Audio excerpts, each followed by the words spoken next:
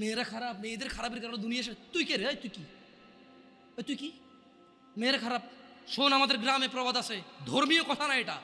এখন যেটা বলছি এটা প্রবাদ, এটা ধর্মীয় কথা না। কোনো মেয়ের দেখবেন হাঁটুর উপরে কাপড় ওঠে আর নামে না বেটা। তুই উঠাইছস হাঁটুর উপরে কাপড়, ও উঠায়নি। হাঁটু পর্যন্ত তুই উঠাইছস আর এখন সে নামাচ্ছে না। তুই মনে করিস তুই বেঁচে গেছিস না? তুই মনে করিস তুই জিনাই জেনা না? না বেটা, ও তোর সাথে জেনা করেছে, এরপরে তোকে বাদ আরেকজনের সাথে করবে, আরেকজনের সাথে করবে। আর তুই সূচনা, তুই ওকে শিখাইছিস, এটা সব গুণ তোর উপরে আসবে বেটা। তুই নিজের ছোট পাপিষ্ট মনে করিস না? তুই মনে করিস কি হয়েছে, আমি তো একটা চুমাই নিছি, আমি তোকে বলছি ছবি তুলে পাঠাও, টয়লেটে যাও, ব্লাউজ খুলে ছবি তুলে পাঠাও, জামা খুলে ছবি তুলে পাঠাও। বেটা ফাজিল, আল্লাহ তোকে হৃদায়েত দিকে আমিন। বিয়ের পূর্বে কোন মেয়ের সাথে কথা বলবি না, খবরদার, তোর যোগ্যতা নেই ওর সাথে কথা বলার। তুই কে রে? বামন হয়ে চাঁদের দিকে হাত বাড়াবি না। আমার বোনরা চাঁদ। ওয়াল্লাহি যেদিন ইসলামী শাসন আসবে, যেদিন ইমাম মেহেদী আসবে, যেদিন ঈসা আলাইহিস সালাম আবার আসবে, ওনার বন্ধের উপর যারা হাত দেবে উনি হাত কেটে ফেলবে। তুই বামন হয়ে চাঁদের দিকে হাত বাড়াইস না। আমার বোনরা চাঁদ। ইসলাম মেয়েদেরকে চাঁদ বলেছে আর তোকে বামন বলেছে বেটা। তুই বেটা ছেঁড়া খাতায় শুয়ে লাখ টাকার স্বপ্ন দেখিস, বিয়ের আগে মেয়ের গায়ে হাত দিস? তোর সাহস কত?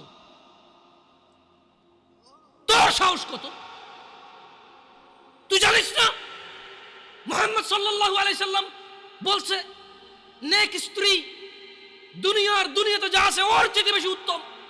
তুই কি করে ওর গায়ে হাত দিস বিয়ের আগে? তোর সেই যোগ্যতা আছে বল? তোকে আল্লাহ জাহান্নামে ফেলবে, তোকে আল্লাহ জ্বলন্ত আগুনে নিক্ষিপ্ত করবে, তোর শরীর পচবে, তোর শরীরের গন্ধে জাহান্নামীরা থাকতে পারবে না, তোকে আল্লাহ এত নিকৃষ্ট শাস্তি দেবে। কেন? কারণ তুই এত বড় জঘন্য কাজে লিপ্ত হয়েছিস। আমারে বুঝাস না মেয়েরা খারাপ, মেয়েরা খারাপ। আমি তো এত খারাপ দেখি না রে, তুই কোথায় তো খারাপ দেখিস? আমি তো দেখি তুই তুই বেটা টেনে পড়িস মাত্র। তোকে আমি ছোট করে দেখছি না বেটা। তুমি বের হও, ছবি পাঠাও, নাহলে হাত কেটে ফেলবো আমি। দেখো আমি বিষের বোতল নিয়ে আসি, ছবি পাঠাও।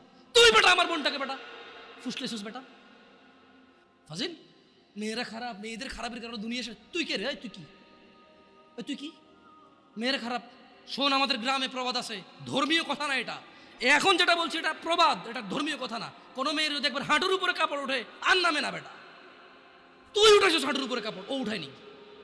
হাঁটু পর্যন্ত তুই উঠাইছস আর এখন সে নামাচ্ছে না। তুই মনে করিস তুই বেঁচে গেছিস না? তুই মনে করিস তুই জিনাই জেনা না? না বেটা, ও তোর সাথে জেনা করেছে, এরপরে তোকে বাদ আরেকজনের সাথে করবে, আরেকজনের সাথে করবে। আর তুই সূচনা, তুই ওকে শিখাইছিস, এটা সব গুণ তোর উপরে আসবে বেটা। তুই নিজের ছোট পাপিষ্ট মনে করিস না? তুই মনে করিস কি হয়েছে, আমি তো একটা চুমাই নিছি, আমি তোকে বলছি ছবি তুলে পাঠাও, টয়লেটে যাও, ব্লাউজ খুলে ছবি তুলে পাঠাও, জামা খুলে ছবি তুলে পাঠাও। বেটা ফাজিল, আল্লাহ তোকে হৃদায়েত দিকে আমিন। ভয় পা, যৌবন্ত অবস্থায় মরে যায়। ছোট ভাই আমার, তোর ঘরেও বোন আছে, ভয় পা, আল্লাহকে ভয় পা। তুই এত বড় অপরাধে লিপ্ত হইস না। তুই মেয়েদের হাঁটু পর্যন্ত কাপড় তুলিস না, খবরদার, তুই এটা করিস না। তো মানুষ তো বেশি নাই, তারপর আলহামদুলিল্লাহ সবাইকে কবুল করুন, যেহেতু ঘরোয়া পরিবেশে। বলেন তো কোনো মেয়ে, আপনার বয়স তখন 16 বছর ছিল আর কি, আচ্ছা যান, কোনো একটা 14 থেকে 18 বছরের মেয়ে আপনাকে বলছে চলো আমরা একসাথে থাকি, বলেন 1 লাখ একটা পাবি না, 1 লাখ। আমি বলে দিচ্ছি, চ্যালেঞ্জ হলে আসিও, তুমি প্রমাণ করে দিও, যাও। মেয়ে কি বলো, মেয়েরা প্রেম হারাম ইসলামী বিয়ের পূর্বে সম্পর্কই হারাম। কিন্তু এর মধ্যেও কোনো মেয়ে ছেলেকে বলে না কিস করো, আমাকে একটা তোমার লুঙ্গি খুলে ছবি পাঠাও, বলে না। প্রত্যেকটা ছেলে বলে, এভরি সিঙ্গেল ছেলে বলে এটা। কাঁটা দিয়ে কাঁটা তোলা লাগে সবাই বলে, কিন্তু কাঁটা দিয়ে কাঁটা তোলা যায় না। ঘিও সোজা আঙ্গুলেই নিতে হয়, না উঠলে বাঁকা করা যায় না। বাঁকা করলে উঠবে, কিন্তু অন্যায় করতে হবে। মানে সোজা আঙ্গুলে ঘি উঠে না, বাঁকা করতে হয়। যারা বলে তারা কিন্তু বাঁকা মানে আঙ্গুলটাকে বাঁকা করবে বলে না, পদ্ধতি চেঞ্জ করবে বলে। আমার মনে হয় কিছু জিনিস পরিবর্তন হওয়া উচিত। অ্যাজ এ উদাহরণ উদ্ধৃতি হিসেবে ভালো ফ্রেশ জিনিস আসা উচিত। তো যারা বলে সোজা আঙ্গুলে ঘি না উঠলে আঙ্গুল বাঁকা করতে হয়, ওরা কিন্তু আপনাকে বলে না যে আঙ্গুলটা বাঁকা করেন। ওরা বলছে সোজা আঙ্গুলে না উঠলে, তার মানে সোজা আঙ্গুলে উঠে। আপনাকে কিন্তু ওরা এটা বলতেছে না যে আঙ্গুল সোজা রেখেই উঠাইতে হবে, বলে বাঁকা করতে, তার মানে পদ্ধতি চেঞ্জ করতে, তার মানে হারাম পথ অবলম্বন করতে। প্রয়োজনে কঠোর হবেন কারো প্রতি, প্রয়োজনে নিজে ভুল সিদ্ধান্ত নেবেন, ওরে দেখেই ছাড়বেন, খাইছি তোরে, এই টাইপের। আবার কাঁটা দিয়ে কাঁটা তোলা আসলে যায় না, কাঁটা দিয়ে কাঁটা তোলা যায় না। এটা মানে কি একজন লোক খারাপ, আপনি তারে পারতেছেন না, এবার আর খারাপের হায়ার করছেন যে ঠিক আছে তুই তারে বুঝা, আমি তো পারতেছি না, এবার ওই বুঝাই দেবো, ঠান্ডা করে দিব।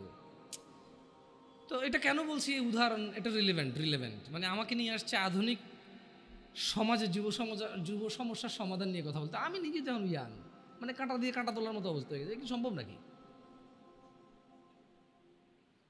মানে এরকম তো ওহি আসে নাই আমার জন্য যে এরপর আর আমার ভুল হচ্ছে না।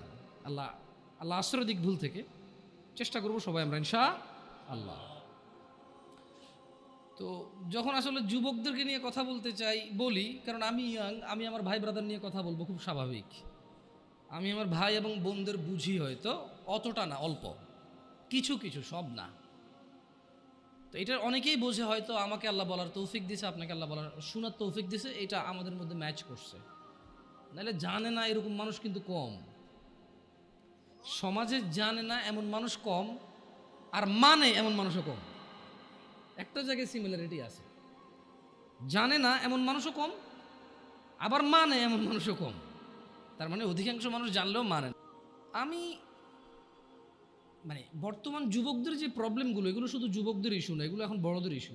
আপনি জেনা বলেন, নেশা বলেন, এক লোক 20 বছর বয়সে সিগারেট খায়, সে 50 বছরও খায়। তো এটা আসলে কি যুবকের সমস্যা বলবেন না বৃদ্ধের সমস্যা বলবেন? It's a human problem actually. এটা মানুষের সমস্যা। ওর লোক, ওর চরিত্রেরই প্রবলেম। ওর এবারে জোয়ান চরিত্র আর বুড়া চরিত্র বলে কোনো কথা নেই জায়গায়। আর এক লোক গাঁজা খায়, মদ খায়, জানা করে, ও বিয়ের আগেও করছে, বিয়ের পরেও করে। তো এটা কি জোয়ান সমস্যা বলবো আমি? যেটা জোয়ানদের সমস্যা, এটা যুবকদের সমস্যা না। তাহলে ভাবিরা যে অপকর্মে লিপ্ত হয়, ভাবি কখন হয়? যখন কারো বিয়ে হয় তখন সে ভাবি হয়। বিয়ের আগে কেউ ভাবি হয় নাকি? বিয়ের আগে তো কেউ ভাবি হয় না। বিয়ের আগে কাউকে কেউ দুলাভাইও বলে না। তো দুলাভাইরা যে এত প্রবলেম করতেছে শালিকাদের সাথে বা অন্য অন্য কলিগসদের সাথে, এটা তো মানে দুলাভাই কি, তার মানে কি মানুষের বয়স যখন 50 হয়ে যায় তখন কি তাকে আর দুলাভাই ডাকে না মানুষ? অন্য কিছু ডাকে না। আপনি যদি, হ্যাঁ, ইয়াংদের মধ্যে ওরা গোপন করতে পারে না। প্রবলেমটা কোথায়? প্রবলেম হচ্ছে 30 বছরের এক লোক মহিলার সাথে শুয়ে সমস্ত সম্পদ ব্যয় করে দিতে রাজি, যাতে কেউ না জানে। আর 17 বছরের ছেলে মেয়ের হাত ধরে এসে বন্ধু বান্ধবকে ফেসবুকে স্ট্যাটাস দিবা, আজকে ওর সাথে হোটেলে ছিলাম।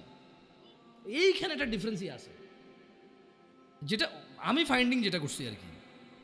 অপরাধ প্রবণতা আসলে জোয়ান বুড়া বলে কথা না। যার চরিত্র খারাপ তার চরিত্র খারাপ, যে আল্লাহকে ভয় করে না সে করে না। প্রবলেম হচ্ছে 35 বছরের ছেলে তার কলিগের সাথে অবৈধ সম্পর্ক, মহিলার সাথে অবৈধ সম্পর্ক লিপ্ত হয়, এবং সে প্রয়োজনে এখানে চাকরি ছেড়ে দেবে, জমি বিক্রি করে ফেলবে, এটা যাতে কেউ না জানে। তাহলে কেন তার সংসার ভাঙবে? আর 15 বছর একটা ছেলে, যাতে তার প্রেমিকার অন্য কোথাও বিয়ে না হয়, সে মিশা মিশা বলে ওই তো আমার সাথে ছিল ভাই, 7 বছর থেকে সম্পর্ক, আপনি কি কোন বিয়ে করবেন ওরে, ওর পর থেকে সরে দাঁড়াও আমার প্রেমিকা। সো একজন জিনা করে ক্লেম করে, যতটুক করে এর থেকে বাড়াই বলে, কেন? যাতে ওর সিকিউরিটি হয়, এ মেয়ের যাতে অন্য কেউ বিয়ে না করে, ওই বিয়ে করে। আরেকজন জেনা করে প্রয়োজনের সম্পদ এখানে কোরবান করে দেবে, কেন? কারণ যদি কেউ শুনে তাহলে ওর সংসার ভেঙে যাবে, মানে বিয়ে যেটা সেটা ভেঙে যাবে। দুইজনের সাইকোলজি দুই রকম, এই একটা পার্থক্য আমি দেখছি। আদারওয়াইজ বুড়া জোয়ান কেউ পিছায় নাই আর জানাবে বিচারে। কেমন? আবার যুবকরাও তো গোপন করতে পারে না। ও একটা হোটেলে যাবে, একটা পার্কে যাবে, সবার দিকে তাকায় থাকবে। এখন আমি যদি এই যে দাড়ি টুপি রেখে পাঞ্জাবি পরে যদি পাশে একটা বোরখা পরা মহিলা আমার পাশে হাঁটে, আমি যদি 10 ঘন্টা না 20 ঘন্টাও হাঁটি, পৃথিবীর একবারে অচেনা জায়গায় হাঁটি, পাবলিক ধরেই নিবে যারা বউ জামাই। এখন প্রবলেম হচ্ছে 16-17 বছরের যুবক, গায়ে স্কুল মাদ্রাসার ইউনিফর্ম, মহিলা আবার বোরখানা যদি বস্তা গায়ে দিয়েও থাকে, লাভ নাই। পাবলিক কবো যে এরা কারারে, কেন হাঁটতেছে এই জায়গায়। এই কিছু প্রবলেম ফাইন্ডিংস হয় ইজিলি, কেমন? আদারওয়াইজ সব মানুষই এখন বেখেয়ালি। আফসোস লাগে কোন যুবকের জন্য, যে যুবক তার যৌবন আল্লাহ দিছে, তার মেধা আল্লাহ দিছে, যে যুবতী তার যৌবন আল্লাহ দিছে, মেধা আল্লাহ দিছে, কি একটা তর তাজা বয়স, কি একটা টাটকা ব্রেন, সুবহানাল্লাহ, একদম ফ্রেশ ক্লিন, এত পাপে জর্জরিত না, পাপ করে জং ধরে যায় না, এমন একটা হৃদয় আছে ওর, আল্লাহ ওকে দিছে এটা, সুবহানাল্লাহ। ওই হৃদয়টা দিয়েও সে অনুভব করে না আল্লাহকে এবং দ্বীনকে। সে উদাসীনতায় সে তার সময় পার করে। কার মতো? যেই লোকটা 50 বছর বয়স অপরাধ, চুরি, মিথ্যা কথা, জানা, ব্যভিচার, বাপমার সাথে অন্যায় অবিচার, মানে হারাম খাওয়া হতে, ইচ অ্যান্ড এভরি হারাম যেটা আল্লাহ নিষেধ করছে সেটা সে দৌড়ে দৌড়ে গিয়ে আগলে নিছে, যেটা আল্লাহ হালাল বলছে সেটা সে ভাগতেছে, সে পলায়ন করতেছে। 50 বছর তার বয়স। জং ধরা হৃদয়ের মানুষ যেমন বেখেয়ালি, আর 16 বছর, 20 বছর, 22 বছর, 25 বছরের যুবক ভাই অথবা যুবক বোন ওর মতোই উদাসীন। এই জিনিসটা আমাকে কষ্ট দেয়। তোমার হৃদয়টা তো জং নাই, তোমার তো এখনো মানে যদি পাপ কম বেশি যাই হোক, ক্ষমা চাইলে এটা ক্ষমাকারী কে? আল্লাহর কাছে কোনো কিছুই কম না, কোনো কিছুই বেশি না। আল্লাহ যে পিঁপড়া সৃষ্টি করছে এটা তুচ্ছ না, আবার পুরো পৃথিবীর আসমান জমিন ভর্তি যদি কেউ অপরাধ করে এটা আল্লাহর কাছে বেশি না। বুঝতে পারছি? মানে আল্লাহর ব্যাপারটাই ডিফারেন্ট, সুবহানাল্লাহ। আল্লাহ সুবহানাহু ওয়া তাআলার ব্যাপারটাই ভিন্ন, ওনার উদারতাই ভিন্ন। যদি পিঁপড়া পায়খানার মধ্যে যে ব্যাজ না হয় এভাবে এভাবে হাঁটে, অনেকে দেখলে ঘৃণা করে বমি করবে, মহিলারা দেখলে ছোটো ছোটো তেলা পোকা দেখে মহিলারা লাভ দিয়ে খাটে উঠে যায়, ভয় পায়, ইয়াক ওয়াক করে ঘরে ঢোকে না। এই জিনিসটা আল্লাহর কাছে তুচ্ছ না। শুকর খাওয়া হারাম, আল্লাহর কাছে এটা তুচ্ছ না। আমার জন্য খাওয়া নেই, সেটা আল্লাহ সৃষ্টি। কুকুর আমার জন্য খাওয়া নিষেধ, কিন্তু এটা তুচ্ছ না, এটা আল্লাহ সৃষ্টি। কেউ বানাতে পারবে না এরকম কিছু, রাইট? আবার আসমান থেকে জমিন পর্যন্ত অপরাধ আল্লাহর কাছে বেশি কিছু না। আল্লাহই ভিন্ন, সুবহানাল্লাহ। ওনাকে ওনার ইউনিকনেস, ওনার প্রত্যেকটা জিনিসে ওনার সমতুল্য সমকক্ষ কেউ নেই, কিচ্ছু নাই, উদাহরণ উদ্ধৃতি নেই ওনার ব্যাপারে। আমরা কাউকে উদাহরণ দিব, উদ্ধৃতি দিব এরকম নেই। উনি একক অদ্বিতীয়, উনি সো ইউনিক, সুবহানাল্লাহ। উনি আলটিমেট ইউনিক, এরপর আর কিচ্ছু নাই। সো যুবকদের এই জিনিসটা খুব খারাপ লাগে, উদাসীনতার এই ব্যাপারটা। আল্লাহ সুবহানাহু ওয়া তাআলা কোরআনুল কারীমে বলছেন যে আফা হাসিবতুম আন্নামা খালাকনাকুম আবাসা, তোমরা কি মনে করেছো বা তোমরা কি মনে করেছিলে যে ওয়া আন্নাকুম ইলাইনা লা তুরজাউন, মানে তোমাদেরকে আল্লাহ অনর্থক সৃষ্টি করেছেন এবং তোমরা আল্লাহর কাছে ফিরে যাবে না, তোমাদেরকে আল্লাহ ফিরাই নেবে না, ওনার কাছে ফিরতে হবে না, তোমরা এটা ভাবছো? মানে 20 বছর বয়স, তোমার ঘুম আসলে ঘুম আসে, 2 দিন জেগে থাকতে চাইলে জেগে থাকতে পারো, হ্যাঁ, বল করতে পারো, ক্রিকেট খেলার সময় বল করতে পারো 60 কিলোমিটার বেগে, ফুটবলে কিক দিলে যে গোলকিপারে ধরে ওর হাত লাল হয়ে যায়, গরম হয়ে যায় তোমার কিকের পাওয়ারে, হ্যাঁ, তুমি এক দৌড় দিয়ে বুলেটের গতিতে যা হুন্ডার কাছে রেস দিতে পারো, সাইকেলের আগে দৌড়াইতে পারো, হ্যাঁ, আস্তে করে লুকিয়ে থাকা জাম্প দিয়ে যায়, বিড়াল ধরতে পারো, পাখি ধরতে পারো, হ্যাঁ, রাতের 2টা বাজে কাউরে ভয় পাও না, প্রেমিকার ঘরের সামনে যায় শার্ট খুলা তুই বাইরে বিড়ালে ব্লেড দিয়ে হাত কেটে এলাম, এগুলো বলতে পারো, চ্যালেঞ্জ দিতে পারো। তুমি একটা কিছু না, হ্যাঁ, তুমি একটা কিছু। মহিলা মেয়ে বয়স 15, 16, 18, 20, 22 বছর পর্যন্ত এত কিছু করে না। এই 14 থেকে 18 ভিতরে বাপকে বলতেছে যে তুমি লাগবে না, আমার ও আছে, ও হইলেই চলবে। কত মানুষ গরিব আছে না, কি হয়েছে, নানা ধরনের উদাহরণ উদ্ধৃতি, মন যা চায় তা বলতে পারে। কেন এখনো জুয়ান যুবতী কোনো বিপদ চোখে দেখে নাই, যুবক যুবতী এখনো অভাব দরিদ্রতা চোখে দেখে নাই, বাপের ঘাড়ের উপরে খায়, যা খুশি তা করে, যেদিকে খুশি সেদিকে যায়, যা খুশি তা বলে। আল্লাহ বলছে যে আফা হাসিবতুম আন্নামা খালাকনাকুম আবাসা, তুমি যা খুশি তা করো, আমি তোমাকে তৌফিক দিছি, তাই বলে কি তুমি মনে করো আমি তোমাকে অনর্থক এমনি এমনি সৃষ্টি করছি? ওয়া আন্নাকুম ইলাইনা লা তুরজাউন, আর তোমাদেরকে কি আমি আল্লাহর কাছে ফিরে আনবো না আমি, এরকম ভাবো তোমরা? ইকতারাবা লিন্নাস হিসাবুহুম ওয়া হুম ফি গাফলাতিন মুরিদুন, মানুষের হিসেব নিকেশ, মানে প্রবলেমটা কোথায়? প্রবলেম হচ্ছে আমাদের বিবেক বুদ্ধি কোন জায়গায় নামছে। আমরা অসুস্থ মানুষের ব্যাপারে বলি, দিব্যি বলি, না রে প্রচুর অসুস্থ বা ইদানিং আর সুস্থ হয় না, এই মনে মারা যাবে। মানে আমাদের কাছে মনে হয়েছে মানুষ অসুস্থ হইলে মরে, আমরা কনফার্ম হয়ে গেছি মানুষ বুড়ো হইলে মরে, আমরা কনফার্ম হয়েছি মানুষ অ্যাক্সিডেন্ট হইলে মরে, আমরা কনফার্ম হয়েছি মানুষ অসুস্থ হইলে মরে, আমরা কনফার্ম হয়েছি মানুষ ক্রিটিক্যাল সিচুয়েশনে মরে, এমনি এমনি যে মরে যেতে পারি এটা আমরা মানে ইমানে রাখি না। এটার মধ্যে আমাদের কাছে মনে হয় যে মৃত্যুর একটা সিস্টেম আছে, মানে এটা আমি হব, জোয়ান হব, বুড়া হব, চুল দাড়ি পাকবে, তারপরে মরবো।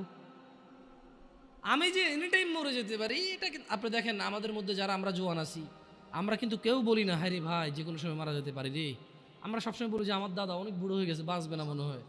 আমার আম্মা আইসিইউতে দোয়া করেন ভাই বাঁচবে না মনে হয়। আপনার ভাবিটা ভাই বাচ্চা হওয়ার সময় মানে এক্সট্রা ব্লিডিং হচ্ছে, বাঁচবে না মনে হয়। ঠিক আছে, ওগুলো ক্রিটিক্যাল সিচুয়েশন, কিন্তু এরকম হাসপাতালে গেলে যদি মানুষ মারা যাইতো তাহলে কেউ হাসপাতালে যেত না। তার মানে হাসপাতালের রেশিও কি, 100 জন ঢোকে 30 জনও মারা যায় না। আমি ভুল বলছি? 100 জন যারা আজকে হাসপাতালে গেছে 20 জন মারা যাবে এদের মধ্যে। তার মানে যত মানুষ মরে হাসপাতালের বাইরে মরে।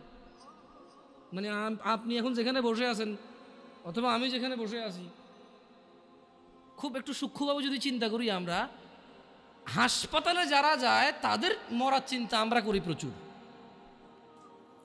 অথচ হাসপাতালে 5% মানুষও মরে না। একটা বিশাল হাসপাতাল, ভর্তি হইতে পারে রুগী 100 জন 150 জন, ওখানে কি ডেইলি 20 জন মারা যায়? বরঞ্চ সরকারি হাসপাতালগুলো ভয় পায় মারা যাবে বলে যে ঢাকা মেডিকেলে নিয়ে চলে যান, জানা যে ওখানে মারা গেলে কোনো সমস্যা নাই, দায়বদ্ধতা নাই, তেমন ডাক্তারদের জবাব দিতে নাই। সরকারি হাসপাতাল মরছে, রুগী ক্রিটিক্যাল ছিল মরছে, আর গরিব মানুষ যায় ওখানে, আমার মতো লোকেরা যায়।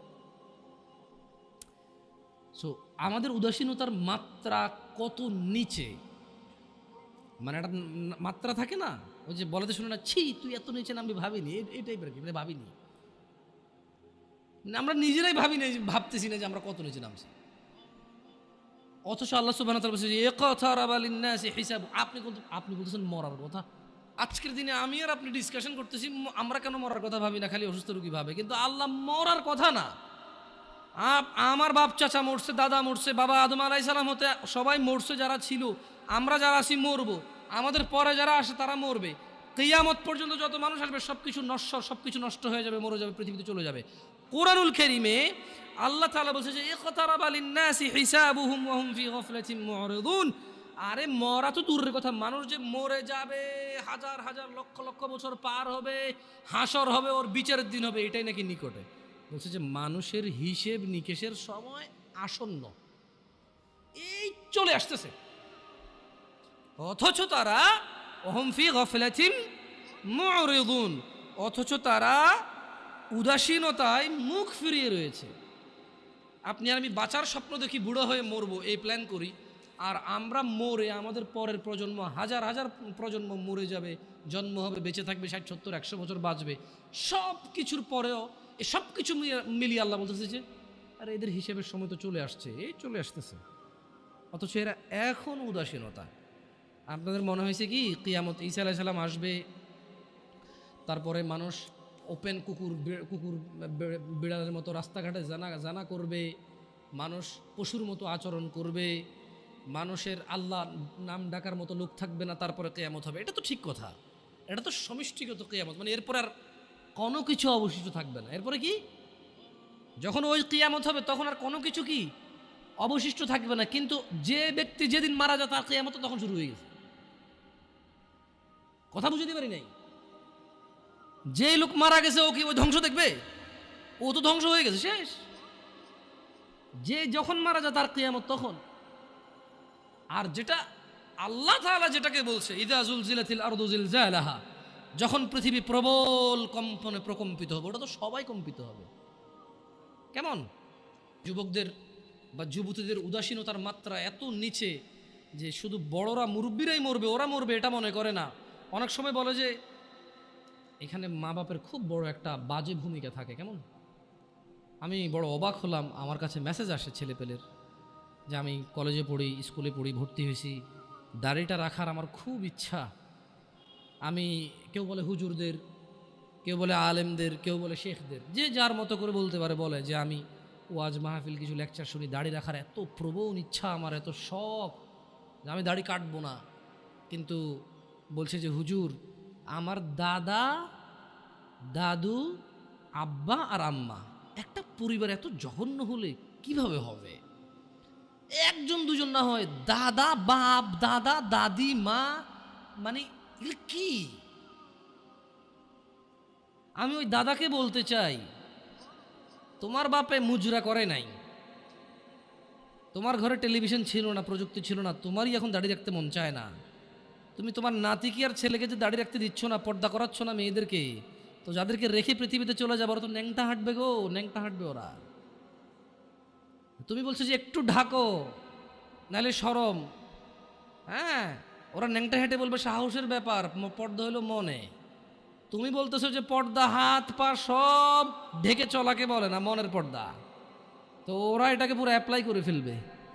এটা আফসোসজনক কথা। কেমন মানে একটা পরিবারের বাপ যদি বলে ছেলেকে দাড়ি কাটতে, ছি ছি ছি ছি ছি, এটা ঠিক এরকমই তো যে কেউ কোনো বাপ তার ছেলেকে বলতেছে তোমার বোনকে বিয়ে করো। হ্যাঁ এই এতক্ষণ এটা দাড়ি কাটার কথা বলছে, নাউজুবিল্লাহ বলে না, অথচ দুটি আল্লাহর বিধান। মানে ব্যাপারটা হয়ে গেছে কি, মহিলা তার স্বামীকে বলতেছে তুমি ভালো হও, প্লিজ তুমি ভালো হও। তো ভালো কীভাবে হবো আমি? তুমি না সিগারেট খেও না, ওকে খাইলাম না। তুমি না অন্য মেয়েদের সাথে কথা বলবো না, হ্যাঁ বললাম না। তো তুমি না নামাজ পড়ো, হ্যাঁ পড়লাম। তা আমি বিয়ে করবো না। না আরে বেটা, নামাজ পড়তে আল্লাহ বলছে, বিয়ে করতে আল্লাহ বলে নাই? বিধান দুটো কি দুজনে দিছে নাকি? না না, আমি ইনফ্লুয়েন্স করতেছি না, আমি নিজেই একটা করছি আলহামদুলিল্লাহ। কঠিন রে, কঠিন, খুব কঠিন। যাই হোক, আমাদের অনেক শয়তান ভাই, বলা অনেক সহজ, করা অনেক কঠিন। কেমন? যাই হোক, আল্লাহ ইল্লা মাশা আল্লাহ। তো মানে ইসলামের বিধানটা কেমন? বাপ মা বলতেছে যে বেকার থাকিও না, বেকারকে ইসলামও পছন্দ করে না। কিন্তু ইসলাম কি ঘুষ অ্যালাউড করে? সুদ অ্যালাউড করে? হারাম সিগারেট বিক্রি করার কোম্পানিতে কাজ করা ইনকামকে অ্যালাউড করে? সুদি ব্যাংকে চাকরি করে টাকাকে ইসলাম অ্যালাউ করে? মা বাপ বলে যে বেকার থাকিও না, ইসলাম পছন্দ করে, মুসলিমরা বেকার থাকতে নাই। কিন্তু এই মা বাপই টাকা ইনকাম হলে আবার ওই যে ইসলামের দোহাই দিয়ে ওকে চাকরি করতে বলে, ওই ইসলামের দোহাই দিয়ে আর উপার্জনটা হালাল নাকি হারাম এটার পরামর্শ দেয় না। হইলেই হইল ইনকাম। আপনি আরেকটা বিয়ে করবেন এটা তো অনেক দূরের কথা, আপনি ঘুষ খান, সুদ খান, ডাকাতি করেন, টেন্ডারবাজি করেন, চাঁদাবাজি করেন, দুর্নীতি করেন, আপনার বউ কিচ্ছু বলবেন আপনাকে খারাপ। খালি অপরাধের মধ্যে একটা অন্য মহিলার সাথে কথা বলেন, তারপরে দেখেন আপনার অপরাধ কি। আপনি ঘুষ খান, জুয়া খেলেন, মানে আপনি না, নেশাটাকে ওরা অপরাধ হিসাবে রাখে, কারণ নেশা খায় ঘুষাঘুষি লাগে যায়, তো প্রবলেম, আবার টাকা নষ্ট হয়, তো বুঝেন নাই? মহিলা বড় ভিন্ন জিনিস, সুবহানাল্লাহ। আমি মহিলাদের চরিত্রে হতবাক হই, আমি মহিলাদের চরিত্রে হতবাক হই, নির্বাক হই। কিভাবে? যে ও ঘুষ, দুর্নীতি, চাঁদাবাজি, টেন্ডারবাজি, মিথ্যা কথা, মারামারি, কোনো কিছুকে স্বামীর বদনাম মনে করে না। অপরাধের মধ্যে নেশাটা করলে এবং অন্য মহিলার সাথে কথা বললে এই তার আর সহ্য হয় না, কারণ এটা তার রিলেটেড। নেশা করলে তার হক নষ্ট হয়, অন্য মহিলার সাথে কথা বললে সে মনে করে তার হক নষ্ট হয়। আরে আপনি বলতেছেন অন্য মহিলা, আপনি আরেক বিয়ে করবেন বললে সে মনে করে তার হক কমে যাচ্ছে। আমি একবার একজনকে বললাম, আমাকে বললো যে না না, আমি আবার মহিলাদের সাথে কথা বলি না, এটা আপনারা চেক করি না, আমার ফেসবুকে মেসেজ দিয়ে চেক করি, আমি রিপ্লাইও দিই না। প্রশ্ন পড়ি, প্রশ্ন যেটা খুব ক্রিটিক্যাল মনে হয় রিপ্লাই করি, তাও লিখে। কথা বলবো, ভয়েস মেসেজ এগুলো অ্যালাউড করি না। কেমন? আমার বেতন লিখে যান, উত্তর পারলে দিব, নাহলে ইগনোর করে দিছি, শেষ। তো বলছে যে আচ্ছা হুজুর, আমার স্বামী আরেক বিবাহ করবে, তো আচ্ছা এরকম কমপ্লেন কি 60 বছরের মহিলা দেয়, 40 বছরের মহিলা দেয়? এই জোয়ান মহিলা, জোয়ান পুরুষদেরই ঘটনা। এই মাত্র দাড়ি টাড়ি রাখছে, একটু কোরআন পড়তেছে, বিয়ে অর্ধেক দিন, হ্যাঁ একটু আগে 4-5টা গার্লফ্রেন্ড ছিল আর কি, এখন সে একটু দিনে চলে আসছে না, দিনে চলে আসছে। 4-5টা গার্লফ্রেন্ড ছিল, এখন 1 লাখ বউ নিয়ে থাকতে। ইসলাম তো বিয়ে অ্যালাউডই করছে, এখন সে বিয়ে করছে 3 বছর, আরেক বিয়ে করার জন্য পাগল হয়ে গেছে 1.5 বছর থেকে। মানে তার প্রথম বিয়ের বয়সে 3 বছর, 1.5 বছর থেকে ঝগড়া চলতেছে, করে আরেক বিয়ে লয়া। বোঝেন, ওই ক্যাটাগরির কিছু সিচুয়েশন আছে। তো মহিলা বলছে যে মানে দিনী বোন বলছে যে লিখছে আর কি। তো আমি মনে হয় 15 বা 20 দিন পরে মেসেজ ওপেন করে দেখলাম যে, বলি হ্যাঁ লম্বা এক চিঠি। প্রথম কথা এত লম্বা লিখলে আমি ইগনোর করে পড়ি না, আমি কিন্তু কে পড়বে এটা। তো তারপরও আল্লাহর ওয়াস্তে পড়তে বলেছে, আমি লিখেছি যে আল্লাহর ওয়াস্তে বলা ঠিক না, আপনি এটা বলবেন না কখনো, কেমন কাউকে বলবেন না। তো ঠিক আছে, পড়তেছি, এক পর্যায়ে বললো যে আমার স্বামী আরেক বিবাহ করতে চায়। তা আমি বললাম আল্লাহ তাকে এই অধিকার দিছে, করতেই পারে, হোয়াট ইজ ইউর প্রবলেম? তো সে রিপ্লাই দিল যে না হুজুর, ব্যাপার হচ্ছে সে আমি এখন একা, আমারই হক ঠিকভাবে আদায় করতে পারে না, সে যদি আরেক বিবাহ করে তাহলে আমার হক কি কমে যাবে না? আমি বললাম কিভাবে? বলো যে ইসলাম তো ইনসাফ হিসেবে বলছে এই বউর কাছে যা থাকবে এই বউর কাছে তা থাকবে, তাহলে আমারটা ভাগ হয়ে অর্ধেক হয়ে গেল না, কমে গেল না? আমি বললাম তাহলে আপনারা ভাই বোন কয়জন? 3-4 জন। আমি বললাম তো আপনার আব্বা যখন প্রথম ছেলে হয়েছে ওই ছেলে তো বলা ছিল আব্বা আরেকটা পোলা হওয়া মানে আমার জমিতে ভাগ হওয়া, খবরদার। সিম্পল কথা না? স্বামী যখন 2 বিয়ে করে বউর হক ভাগ হয়ে যায়, অর্ধেক হয়ে যায়, এটা জুলুম। তাহলে কোনো মা বাপের উচিত না একটার বেশি সন্তান নেওয়া, কারণ যত সন্তান তত ভাগ। যে যারা এগুলা মানে ইয়াংদের মধ্যে প্রবলেমগুলো বেশি আছে, তো তাহলে তো দিনী বোন তখন তো চিন্তা করা উচিত যে আমি তো পৃথিবীতে আসতে পারতাম না, আমার মা বাপ যদি চিন্তা করতো বাচ্চা একটা হয়েছে আরেকটা হলে ভাগ হয়ে যাবে জমি, তো আমারই দুনিয়াতে আসার কোনো কায়দাই ছিল না, ঠিক না? তা আসলে কেউ কারো হক কমাইতে পারে না, বাড়াইতে পারে না। যার জন্য আল্লাহ যা বরাদ্দ করেছে তার উপরে কি করতে হবে? থাকতে হবে। উদাসীনতা থাকা যাবে না। যুবকদের উদাসীনতার মধ্যে ছেলেদের প্রবণতা। আচ্ছা, মহিলাদের কথা বললাম, পরে আবার আমি দেখছি কিছু ইউটিউব চ্যানেলে যাওয়ার পরে মহিলারা পুরো খেপে যায়, বলো জন্য একতরফা কথা বলছে। গার্মেন্টস কর্মীদেরকে নিয়ে ছেলেদের খুব বাজে মন্তব্য থাকে, বিশেষ করে তারা রিয়েলিটি জানেও না,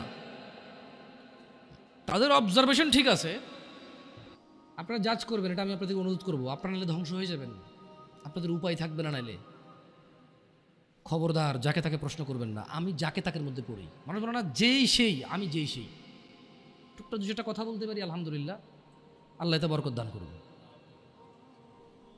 ডাক্তার নির্বাচনের ক্ষেত্রে কিন্তু 5-7 জনকে জিজ্ঞেস করেন যে কোন ডাক্তারটা ভালো হবে, মেডিসিন নাকি ডেন্টাল নাকি ওই যে কিডনি নাকি অর্থোপেডিক্স, হোয়াট এভার। সো মুসলিমদের উচিত প্রশ্ন যখন তার কোন ক্যাটাগরির প্রশ্ন, এই ক্যাটাগরির প্রশ্নের জন্য কোন আলেমটা ভালো হবে, এভারেজ অ্যান্সার নিয়ে। তালাকের প্রশ্ন যাকে তাকে জিজ্ঞেস করিয়েন, এটা আমি অনুরোধ করব। আচ্ছা, সবাইকে জিজ্ঞেস করেন, আমাকে জিজ্ঞেস করিয়েন না, আমি খুব ক্রিটিক্যাল এইসব অ্যান্সার, সো টাফ, কারণ খুব জিম্মেদারি। বিশেষ করে তালাক এত বাজেভাবে হয় এই দেশে। তালাক দিছে 3বার বলছে, এখন কি 3বার বলছে যে 3বার হয়েছে নাকি হয় নাই, এটা কনফিউজ থাকা অবস্থায় বউরে নিয়ে আসে আরেকবার তালাক দিয়ে দিছে, এরপরে আনতে পারবে কিনা এটা হলো প্রশ্ন। সো ক্রিটিক্যাল,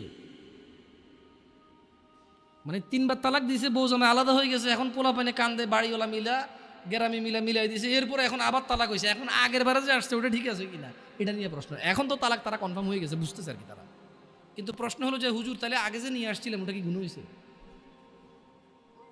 মানে প্রশ্ন এখন এরকম হয়ে গেছে, বউ জামাই তালাক হয়ে গেছে 5 বছর, যা একটা বাচ্চা হয়েছে আর কি, মাঝে মধ্যে আসতো। বউ জামাই তালাক হয়েছে 5 বছর, বউরও বিয়ে হয় নাই কোথাও, জামাইও বিয়ে করে নাই, এখন এটা আবার বিয়ে করতে চাচ্ছে, মানে আবার নাকি বিয়ে করবে এরা। তো তুই বিয়ে করবি কেন আবার? তো বিয়ে থাকার কথা, যদি বিয়ে না থাকে তাহলে তো আর করার সুযোগ নেই। যদি আবার বিয়ে করা যায় তালাক দিয়ে, তাহলে তালাকের মূল্যটা হইল কি? আমি তালাক দিয়ে দিছি পার্মানেন্ট, তালাকে বায়েন হয়ে গেছে, খালাস, এখন আমি আবার বিয়ে করতে পারবো, তাহলে ওই বায়েনের ভ্যালু কি? তাহলে ব্যাপারটা হলো যে বউ বললো যে তোর ঘর করবো না, আমি গেলাম। এরপরে একদিন মনে হচ্ছে না তোর ঘর করা দরকার, করে আইলো। জামাই গুলো যে তুই আমার ঘর থেকে বেরো, তোর আমি রাখবো না, গেল। এরপর আবার মনে হয়েছে যে না আসা দরকার, আসলো, তো এরকম হয়ে গেল ব্যাপার। তো তালাকে বায়েনের তোর কোন তাহলে ভ্যালু থাকলো না, রাইট? যুবক ছেলেদের যেটা প্রবলেম বলতে চাচ্ছিলাম, মেয়েদের তো এটা বললাম, কেমন বিয়ের ক্ষেত্রে ওরা মানে আরও অনেকগুলো আছে, বললাম না, যেমন মেয়েদের বেশ কিছু প্রবলেম বলছি। জামাই সুদ খাক, ঘুষ খাক, মিশা কথা, টেন্ডারবাজি, চাঁদাবাজি, রাজনীতি কিন্তু ভালোভাবে কেউ দেখে না, আমিও দেখি না, সরি, তো রেকর্ডিংগুলো কিছু করার নাই, আমি পার্সোনালি এখন ভালোভাবে দেখি না।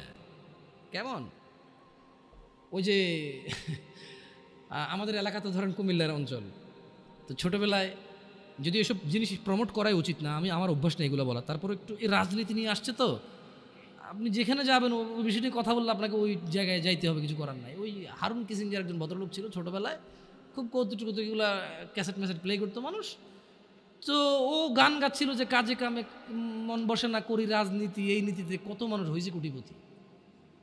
তো কামে কাজে যাদের মন বসে না কোটিপতি, তারাও রাজনীতি করে, এটা তার গান, এটা সত্য মিথ্যা আমি জানি না, সে গাইছে। কেমন? তো ছেলেদের একটা বিশাল বড় প্রবলেম হচ্ছে কি, দায়িত্বহীনতা। উদাসীনতার সবচাইতে খারাপ সিচুয়েশনটা ওদের ভিতরে সবচাইতে বেশি দেখা যায় দায়িত্বহীনতা।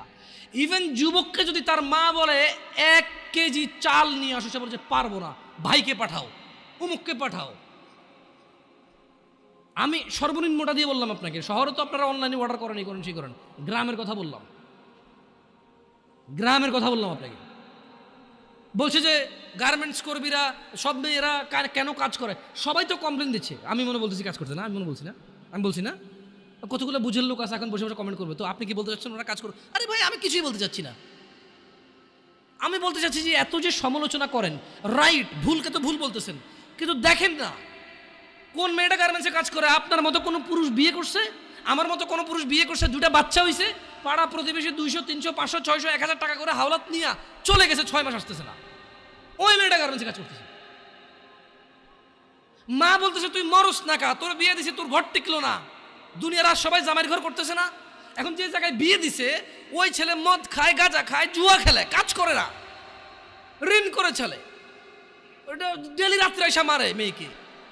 তো ডেলি মার খাওয়ার চেয়ে মেয়ে এসে বাপের বাড়িতে থাকে, বাপ মা বুড়ো হয়ে গেছে, ভাইয়ের বউর সাথে ঝামেলা, মা প্রতিদিন কাঁদে আর চোখের পানি মোছার বলে তুই মরস না কা, যেদিন ওই তোর লবণ দিয়ে কেন মেরে ফেললাম না আমি। That's a real example and it's so true. আপনি হয়তো একটা ফ্ল্যাটে থাকেন, একটা গাড়ি আছে আপনার, অথবা গাড়ি নেই, বাপের আপনার 60,000 টাকা বেতনের চাকরি আছে, আপনি বোঝেন না এটা, বাট দিস ইজ রিয়েলিটি। আমি বলবো না যে গার্মেন্টসে সবাই এরকম না, গার্মেন্টসে তো 5 লাখ টাকা বেতনের মহিলা আছে চাকরি করে, সে চাকরি করে তার ভিন্ন কারণে, তার স্বামী এসে বলে যে কেন আমি তোমার ইনকাম কেন খাবো, আমি আর্ন করবো এবং আমি ব্যয় করবো। হু আর ইউ, তুমি কি কথা বলার এখানে, আমি কামাবো, খরচ করবো। ব্যয় যে ডিফারেন্ট থাকে, কেমন থাকে, কিন্তু যাদেরকে বেশি তিরস্কার করি আমরা। আর আপনি খারাপকে কি আমি ভালো বলতে বলছি, খারাপকে কি আমি ভালো বলতে বলছি? যে একটা পুরুষ বলুক তো, ওর বোনকে চালায়, মাকে চালায়, বউকে চালায়, মেয়েকে চালায়, আর ওরা গার্মেন্টসে যা কাজ করতে চায়। পৃথিবীর কোন মানুষ কাজ করতে চায়? শোনেন, এখন তো ছোট, আপনারা বুঝতেছেন না, যেদিন চাকরিতে ঢুকবেন ওই দিন আপনি অনুভব করবেন যে পৃথিবীর কোনো মানুষ যদি কোনো অপশন থাকে যে চাকরি না করে খাইয়া পরে বাঁচে থাকা যাবে, ও চাকরি করবে না। ও বলবে যে আমি গাড়ি চালাবো না, বাট আমি চাকরি করবো না, আমি এমনি বেঁচে থাকবো খাইয়া পরে। অসুস্থ হলে যদি বেশি টাকা না লাগতো মানুষের, বোন বিয়েতে যদি টাকা না লাগতো মানুষের, বাজার করতে যদি টাকা না লাগতো মানুষের, অধিকাংশ মানুষ বলতো যে ভাই, যদি কেউ বলতো যে দিনে তোর একটা করে ঘুষি দিব আর পুরো দিন তোর থাকা খাওয়া শিখছে সব আমার, ভাই আসতে দিস ভাই, একটু প্রয়োজনে কম খাওয়াইস, কম কম পোশাক দিস, হাসবেন হয়তো আপনি, বাট এটা হয়তো হইতে পারতো হয়তো। কারণ আমরা তো দেখি চাকরিজীবীদের কি বিরক্তি, চাকরিজীবীদের যে চাকরি করা কি বিরক্তি। না, বিরক্ত হওয়া উচিত না, কর্ম করা উচিত। আমি রিয়েলিটি বলতেছি, মানুষের মানে এক্সপ্রেশনটা বলতেছি আপনাদেরকে।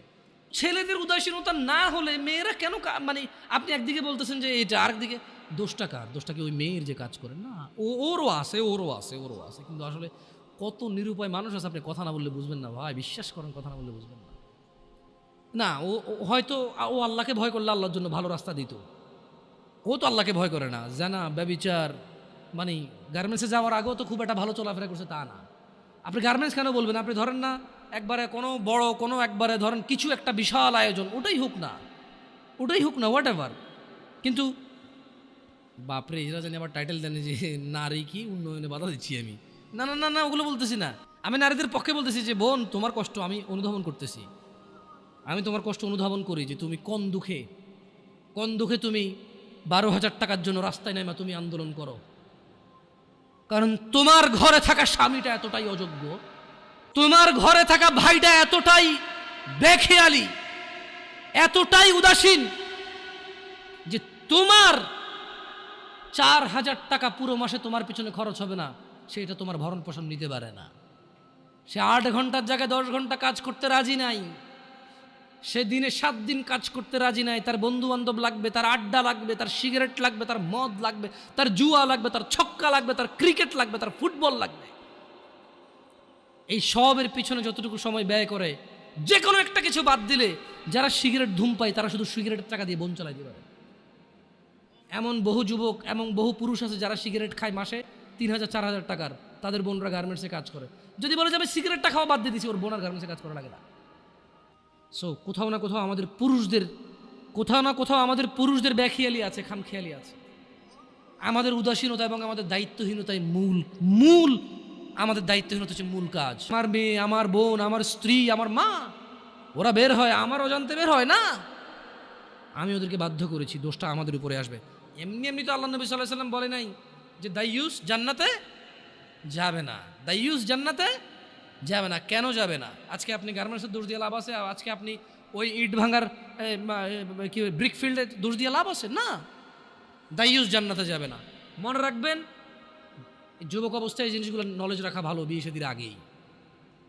কোন মহিলা যদি বেপরদার কারণে জাহান্নামে যায়, শুধু ও যাবে না, ওর সাথে কেউ না কেউ রিলেটেড থাকবে পুরুষ।